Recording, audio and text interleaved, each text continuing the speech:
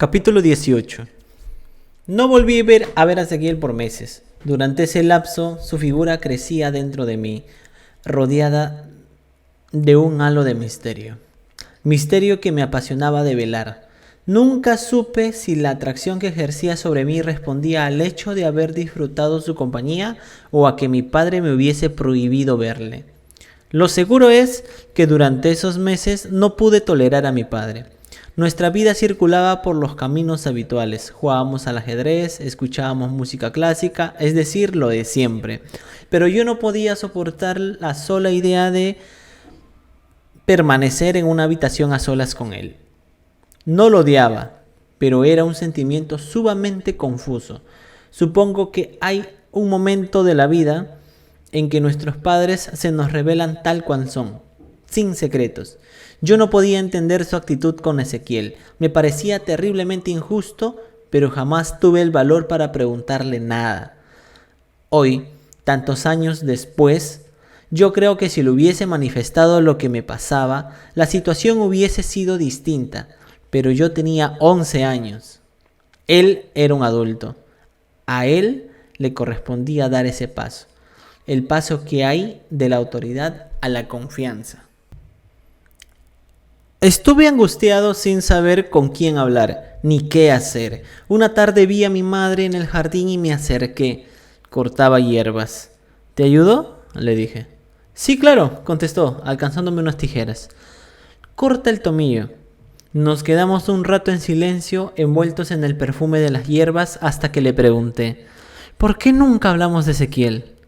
Apoyó las cosas en el piso con mucha calma. Estiró su mano como para acariciarme. Me miró, bajó la mano, luego la vista y dijo en un susurro: hay cosas de las que es mejor no hablar. Un domingo de diciembre, antes de las fiestas, Ezequiel vino sorpresivamente, al menos para mí, a almorzar a casa. Lo recuerdo bien. Ese mismo domingo, a la tarde, Mariano iba a venir a despedirse antes de las vacaciones. Su familia tiene una casa en Punta del Este y todos los años viajan antes de la Navidad y pasan allí todo el verano. En algunos veranos anteriores nosotros pasábamos todo enero con ellos en Punta del Este. Este año será distinto. Mi padre había decidido pasar las vacaciones con la abuela. Tengo muchas cosas que hacer en Buenos Aires, dijo. No puedo darme el lujo de irme tan lejos. Desde el campo puedo viajar y volver en el día y no descuidar los negocios. Así que, familia, este año nada de mar. No sé qué opinaba mi madre al respecto. Yo estaba feliz con la posibilidad de pasar todo el verano en el campo con la abuela. Así estaban las cosas ese domingo cuando abrí la puerta y me encontré con la figura de Ezequiel. Nos dimos un abrazo largo y profundo. Tenía ganas de verte, le dije en un susurro. Pero papá no me deja. Me miró y sonrió. Después de comer hablamos, y entró a casa con un paso seguro. Yo lo interpreté como una señal de desinterés.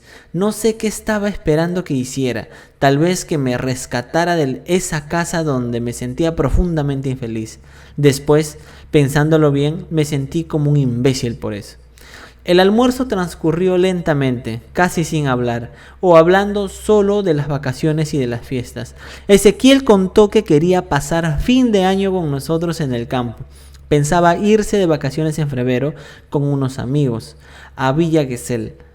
Sé muy bien que la mesa familiar no es el ámbito más indicado para hablar ciertos temas, pero mi familia me parecía tremendamente hipócrita. Nunca se mencionaba a Ezequiel y cuando se lo hacía, lo he dicho, la mención de su nombre producía chispas. Algunos meses atrás mi madre lloraba por él. Mi padre estaba indignado. Y lo peor de todo, al menos para mí, era que me habían prohibido terminantemente verlo. Y ahí estábamos los cuatro charlando de banalidades, de las fiestas y de las vacaciones.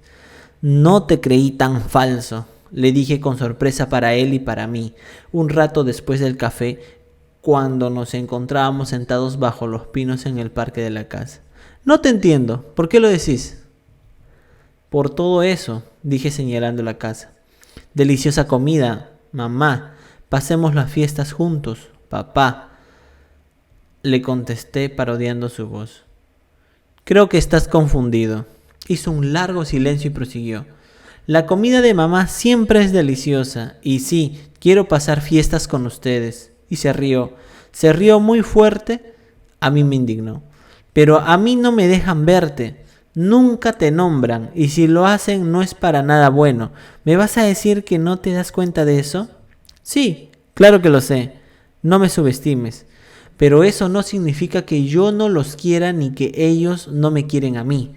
Eso no significa que yo no disfrute de su compañía, claro que no todos los días, pero me agrada verlo de vez en cuando. Son mis padres. Viví con ellos 18 años después de todo, ¿no? Entiendo lo que vos querés decir, pero me gustaría que vos me entendieras a mí. Hizo una pausa y suspiró. Mira, yo no puedo vivir con ellos, ya no. Pero mientras viví con ellos, salvo los últimos tiempos, estuvo bien. Tal vez esto sea un poco confuso para vos, pero es así. Y me contó que él entendía los miedos de nuestros padres y también de cuando vivía en casa y secretos de familia y mucho más. Yo estaba como en trance, fascinado por descubrir a otra persona, a Ezequiel, mi hermano. Sé que todo esto puede sonar extraño, pero era exactamente eso, un descubrimiento, con el agregado de que hablamos de cosas relacionadas con mi familia, que yo ni siquiera me animaba a pensar, repasándolo a la luz de los años, como lo he hecho tantas veces desde que Ezequiel murió. Cada momento, desde que fui a su casa a pedirle explicaciones hasta la última vez que lo vi, me doy cuenta de que muchas de las cosas de las que hablamos eran tan simples que tal vez no merecieran mayores comentarios, pero para mí era algo así como la verdad revelada, como pensar el mundo por primera vez. Así lo viví yo, así lo vivía esa tarde de diciembre hasta que llegó Mariano. Era el primer verano de nuestras vidas que no pasaríamos juntos.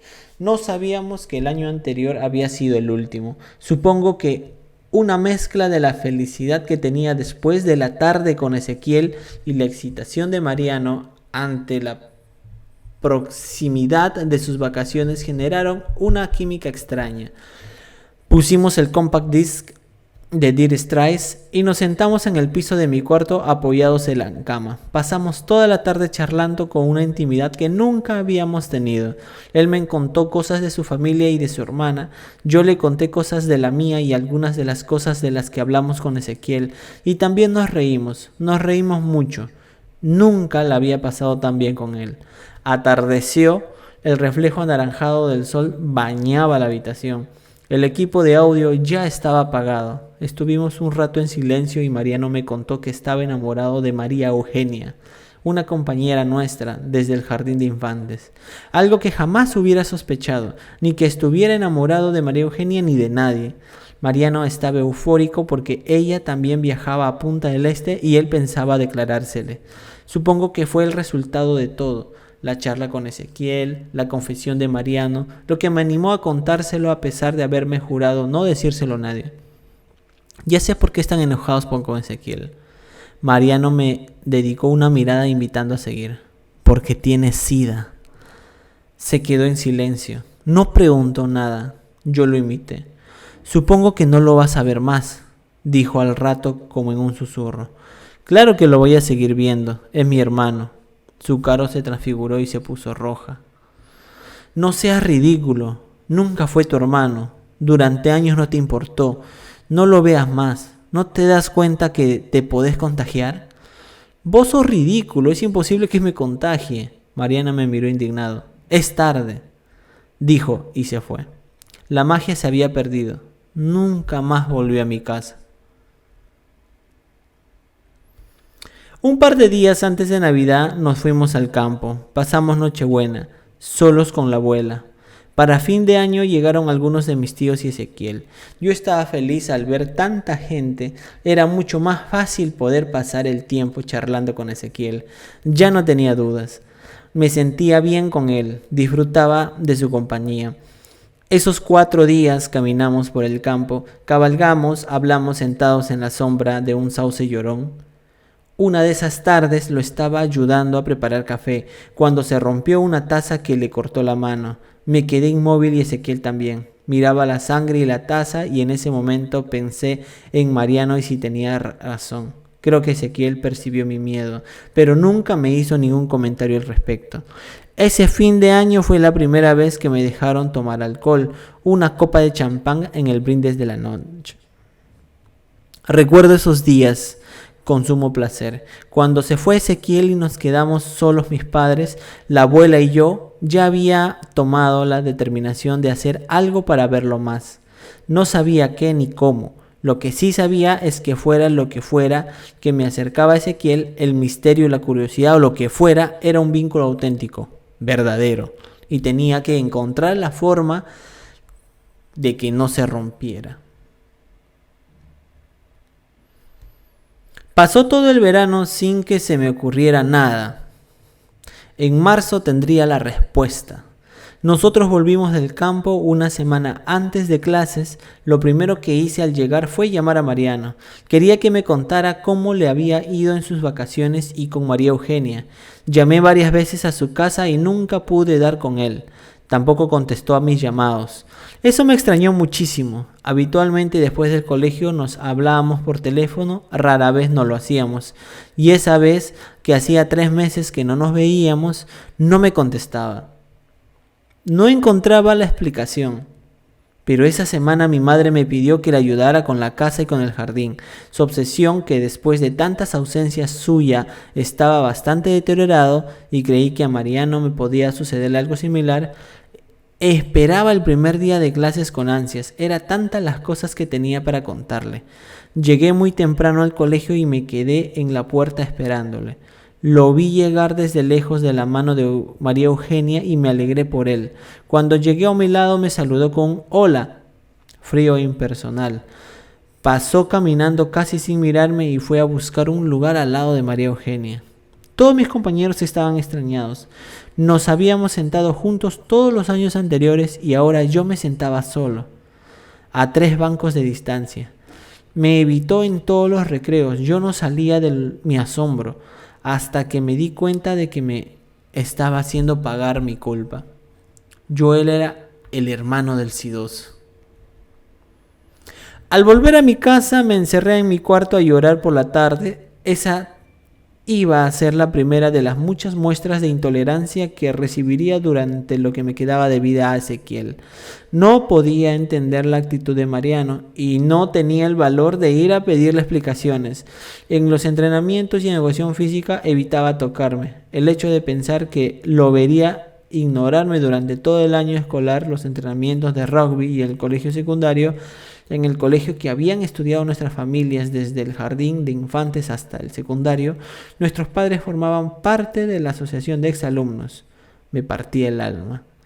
Mariano había sido mi único amigo desde que tenía memoria. Había sido mi confidente y yo el suyo.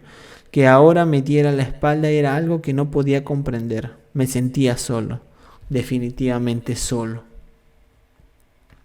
Las primeras semanas de clases se me hicieron eternas. El hecho de pensar en estar sentado solo y pasar los recreos sin Mariano me angustiaba profundamente en mi casa.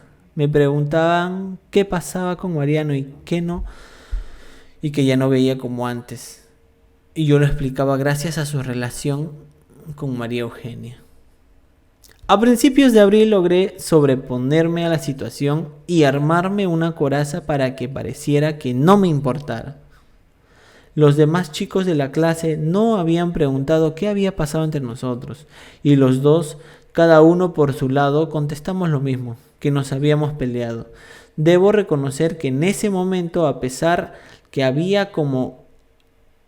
se había impactado en él la enfermedad de Ezequiel, a tal punto de terminar nuestra relación, valoré ese pequeño gesto, que entendí como un homenaje a lo que había sido nuestra amistad. No revelar los verdaderos motivos de la distancia. Con el tiempo comprendí que no me hacía ningún favor que no debía agradecerle nada, que la enfermedad de Ezequiel no era algo vergonzante, pero a esa edad, con el sentimiento de soledad que experimentaba, no lo hubiese resistido. Gracias a eso tomé la mejor decisión, la más adulta que he tomado en mi vida: cambiarme de colegio. Decidí ir al Nacional Buenos Aires, el único colegio lo suficientemente prestigioso, además del que iba, que mi familia toleraría. Convencer a mi padre me costó mucho, pero su padre había egresado de ahí por medalla de oro y aparte del prestigio familiar había pasado por sus aulas. Después de semanas de súplicas y argumentaciones, logré convencerlo y nos pusimos a buscar el mejor instituto para preparar mi examen de ingreso.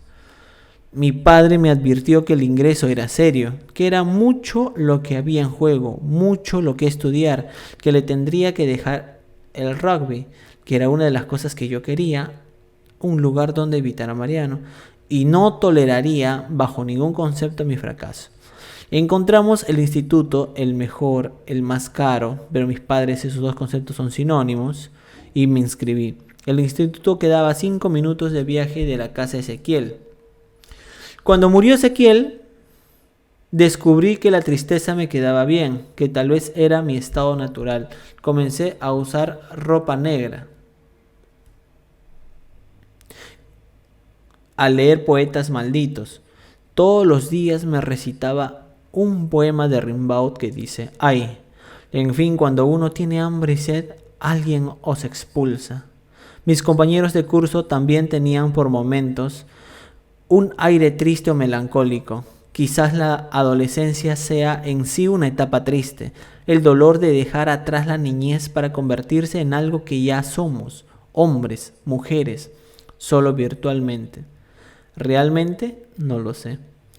Lo que sé es que la tristeza de ellos iba y venía. La mía parecía estar cosida a mis pies, como una carga de siglos sobre mi espalda. En las reuniones ellos reían y se divertían. Yo, en cambio, me quedaba parado en un rincón, con un aire perdido, como si no pudiera divertirme, como si no pudiera cómo pasarla bien. La tristeza.